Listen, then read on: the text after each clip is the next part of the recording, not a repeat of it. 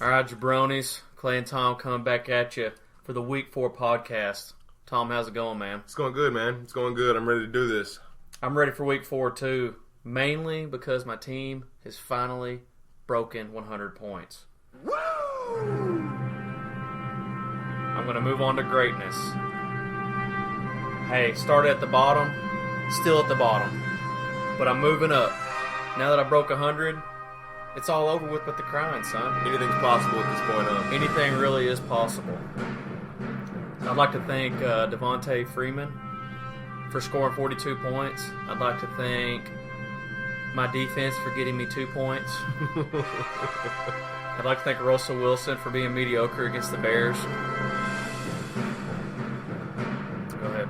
Russell Wilson is just that. He's mediocre all the time. But he's got enough people around him to keep him going. So he really is. But on a serious note, I'm still dead fucking last. How long will you have to say that? I'm hoping that maybe in the next 2 or 3 weeks I will be hopefully 500. Okay, yeah. 3-3 maybe. That's very possible. In other sports news, the Hogs still suck. It's terrible. It's terrible. It's hard to watch them. They had a chance to win and they blew it. Their secondary is terrible. I saw a dude, I think it was number 23, tracking along with his receiver down the sideline, and then all of a sudden he just stopped and looked up in the air. I think a butterfly flew in front of his helmet or some shit. Another thing that happened this week, Jordan Spieth wins the Tour Championship and the FedEx Cup. Dude's good, man. Dude is good. I got a little bonus stat for you here. Spieth, 5 wins, including 2 majors in 2015. Based on a standard caddy pay scale, Spieth's caddy would have made more money than 221 Tour Pros this year. Dang. What is the standard, 10% or something like that? I think it's somewhere around 10%. So if you add up the tournaments that he's won plus the $10 million bonus, I think the guy was somewhere around $2.1 million. You know, I heard that Spieth's caddy used to be a teacher, so good call on his part to give that crap up. My other thought, fantasy-related news, this week, 4 players scored more than 40 points. Nice. Devontae Freeman, AJ Green, Julio, and Steve Smith Sr., which I think is dumb that he relabeled himself Steve Smith Sr., but you can't argue with 43 Yeah, points. I had Julio going against me this week, so. Now there's only one thing left. Thunder Cookie. I got 1 Thunder Cookie this week. Well, actually I have 2, but let's go with the number 1. Let's go with Cam Chancellor. Are you freaking kidding me? Dude signed a contract with the Seahawks 1 year ago, and he decided to hold out this year to try to get an extra $1 million. Are you freaking kidding me? Are you freaking kidding me, man? Your team went 0-2 while you were gone. Is it all your fault? Maybe. I'm going to call it all your fault, though. And you get a Thunder Cookie. Get it again. Alright, so Thunder Cookie number 2. I don't know if you guys follow the NBA, but it's starting to get back up in motion now. Derrick Rose. I do not like Derrick Rose. And apparently he made some stupid comment in a press release about worrying about his money and his kids having money and blah, blah, blah. And then somebody on his team jacked him in the face with an elbow and broke his face. So you get a Thunder Cookie, Derrick Rose. And actually, on that regard, he really got a real-life Thunder Cookie. Right.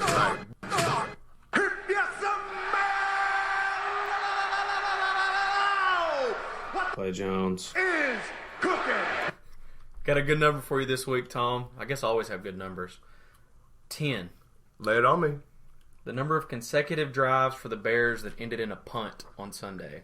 You know what's funny about that? Me and Jessica were watching that game, and I paused it whenever they flashed up the scoring the drive summary for Chicago, and it was just like punt, punt, punt, punt, punt. So I took a picture of that and I sent it to Jessica's sister because she's a big Bears fan. You know what she told me after she got that picture? She told me to eat a dick. Jimmy Clausen, 63 yards passing. Chicago's punter, who I don't know who it is, it doesn't really matter, 477 yards punting. At least he's doing his job. Here we go, baby.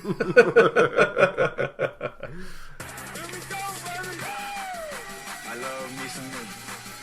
Let's rock and roll, baby. All I want to know if you got your popcorn ready. Do you got your popcorn ready right now? Popcorn. answers? I think I'm entitled. You want answers? I want Clay and Tom's weekly picks. You can't handle Their weekly picks.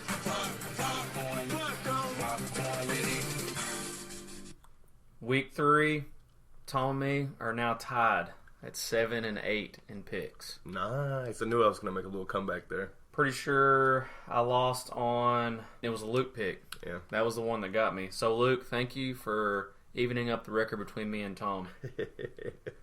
I do have in my hands Patrick Cromer's weekly picks. Well done, Mr. Cromer. You did a good job. Very good. I really do like the writing here. It looks like it was written at a 4th grade level, Right, so right. I think each week we're getting better and better. Well, I mean, it's Cromer. You know what I mean? So what'd you expect?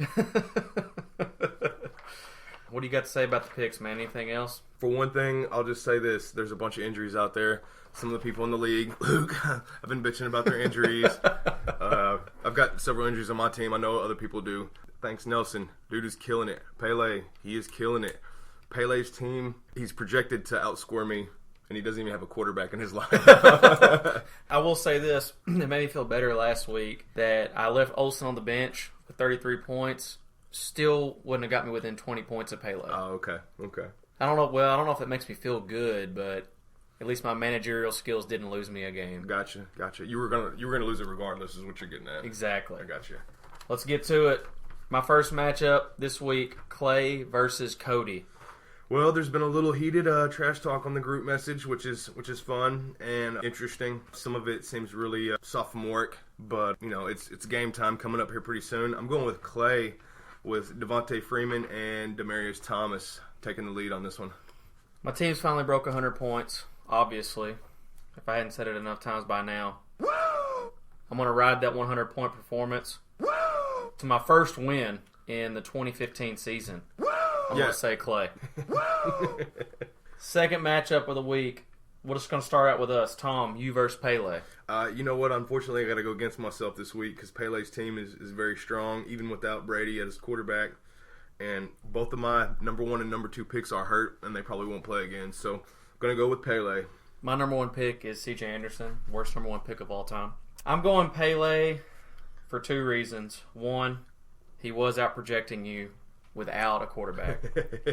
2, both of your losses have come to teams that have beat me the week prior. Sure. Guess who beat me last week? Pele. Yes. So you're going to lose again, buddy. I'm going Pele. Okay. Third matchup, our boy Luke versus Lamborghini.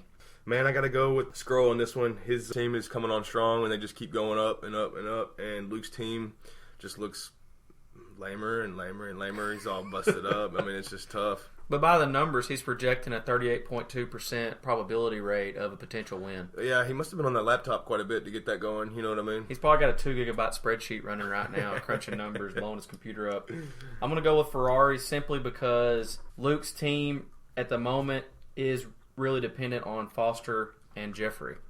I don't know if they play this week. If they do play, this could be a good matchup. Ferrari has Fitz on a hot streak, man. Sure. Fitzgerald has proved me wrong 2 weeks in a row.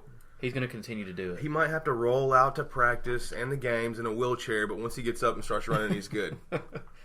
Fourth matchup. I'm calling this matchup of the week 2 2-1 teams.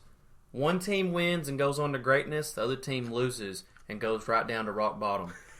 It's Pat Blaylock versus Josh. Who you got? The only thing about Blaylock's team is now that Big Ben is down, Antonio Brown just doesn't have the stock anymore. Not saying that he's not going to score because he's always going to score points, but, man, I'm going to have to go with Tanny Rex here. I'm actually going to agree with you on this one for the same reasons. I think Brown does get receptions. He'll get his points. I don't know that he gets the touchdowns. I also think that A.J. Green is going to have a field day on my Kansas City Chiefs. Oh, yeah. For Tanny Rex. I actually went A.J. Green in one of my DraftKings, so I was like, hey, he's going to dominate those guys. So. Great. I think it's a good pick. I feel like Josh wins. I think it's going to be a close matchup. Matchup of the week. Last matchup, Patrick Cromer versus Spencer. Man, this one's tough. The downside with TMJ, Too Much Johnson, is he's got like 7 Patriots on his team, so his whole team's like on a bye. He's gonna have to fill them with some scrubs, I think. I'm gonna go Spencer here. He's on a good winning streak. So I'm going Spencer as well. No Gronk for Patrick. is going to be tough for him. He also picked up Dion Lewis, and Dion Lewis is going to be on a bye as well. He does have my boy Russell Wilson, blockbuster trade this week. It's not going to get the job done. I'm going Spencer. Okay. You'd keep your mouth shut if you knew it was good for you, buddy. Smack talk of the week. I don't know that there was one in particular, but I got to go with my man Josh. Killing it on the text message.